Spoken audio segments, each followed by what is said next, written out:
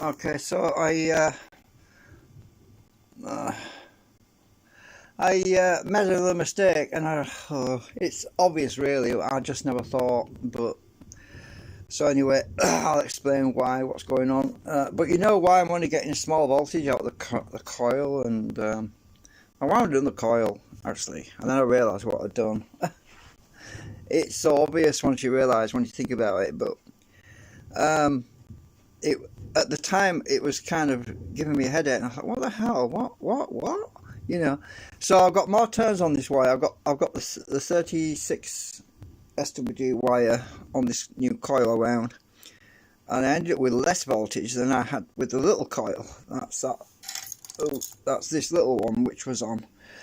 I thought that can't be right, and so I don't know if you can see this properly. I don't want to tip it all off, but there's the coil around my little pegs. So do you know what I did wrong? Do you know what the mistake is? Can you guess?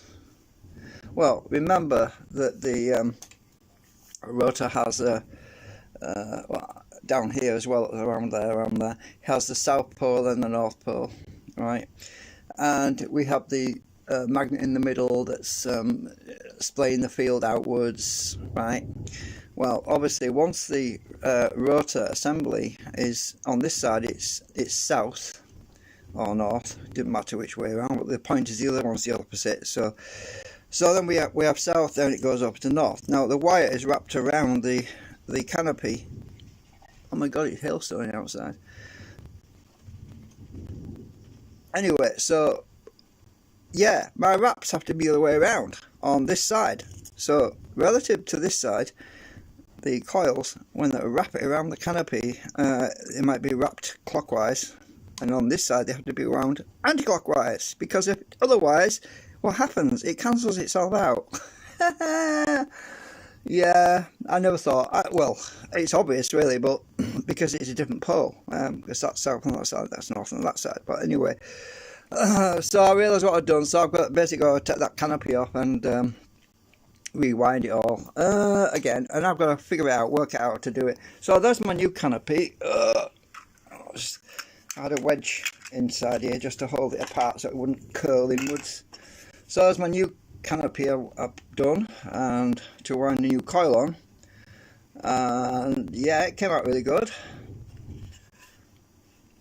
And unfortunately I've got to reuse that one as well, which is down there. So I've got two canopies, and it should hold itself in place when I clip it on once I get the coil on. So I just pinch it in a bit and put it on like that, and as long as it's not touching the rotor, we should be, let's see, hang on, it doesn't touch, look, oh wow, cool, that's a good sign. If it fits and it don't rub, yeah, great, that's what I want. I don't want to be fighting about wiggling it about and trying to stop it from catching, because otherwise, yeah, more nightmares. So I've got another canopy to print as well yet, but for the moment, yeah, I've got to work out my coil routing, winding, yeah, because it might have to go around that way, around the back, then it might have to come around the centre, cross over, then around this side and back, come around and cross over. Yeah, what a nightmare. So what I was thinking of doing was, in SketchUp, was doing some arrows on the canopy so I don't get mixed up, because it's so easy to wrap it the wrong way. Yeah, anyway, so I just wanted to let you know. Oh, I've been remodeling the screening. I might as well bring that up and show you. Let me just get this out of the way because I can get my mouse on the table. If I can move this over here a bit. Oh, excuse me, I've been eating some fudge.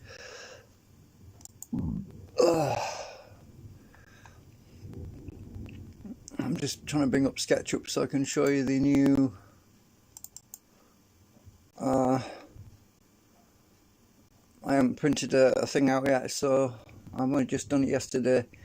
I spent quite a lot of time tweaking it, I'm trying to get it up on the screen right now. Give me a sec.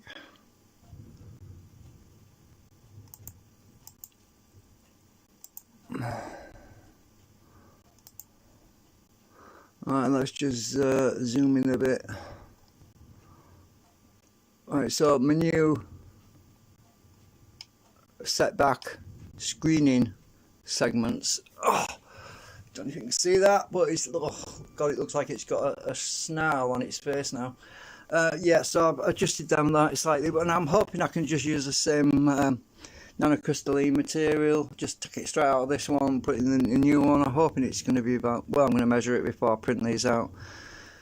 I've got to take some measurements to make sure that I've got it right. It should be right. Let's see. Oh, I can't see the edge. 4.9 millimeters. Yeah, that's about right. I think that's what I was using before, about a 5 millimeter gap. I think I've got it right. Oh, I've got to press escape now. Hang on. Right.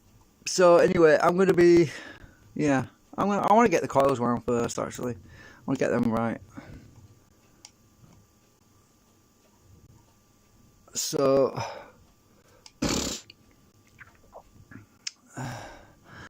there's no point in doing the yeah, I'm changing the, I put some hours on there, look,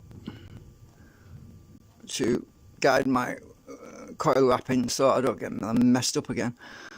I actually decided to put V's on there. They'll actually hold all the way through this time, because if I do them recessed, because it's on a flat surface, they're not going to come out so well. So yeah, so there's always a hitch, there's always a snag, there's always something, but we'll find out anyway when I get it together. I'm going to get the coils all wrapped properly.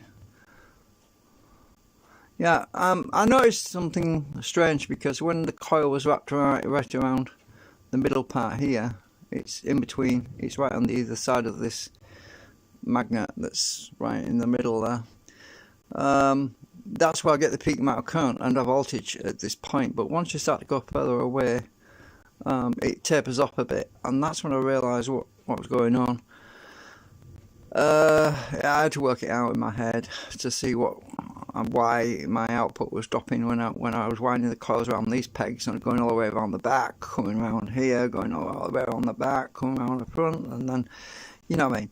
So yeah, it is a headache trying to work that out, because it's not like we're winding on a round bobbin. I mean, it's not quite the same thing. It's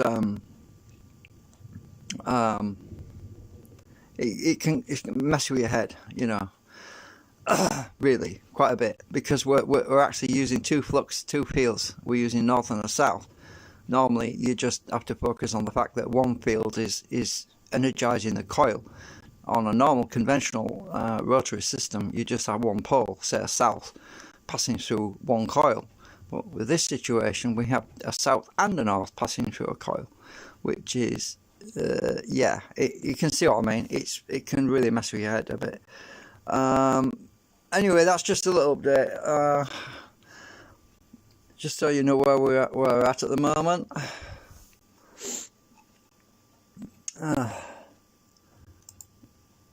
It's absolutely cold again. It's supposed to be summer coming and spring and all that, and then mind you, they do say April showers, and I think that's what we're getting, but only instead of April showers where they're mild, we're getting flipping hail. So it's April hail instead of April showers. Anyway, that's it for now. Oh, I don't like this weather.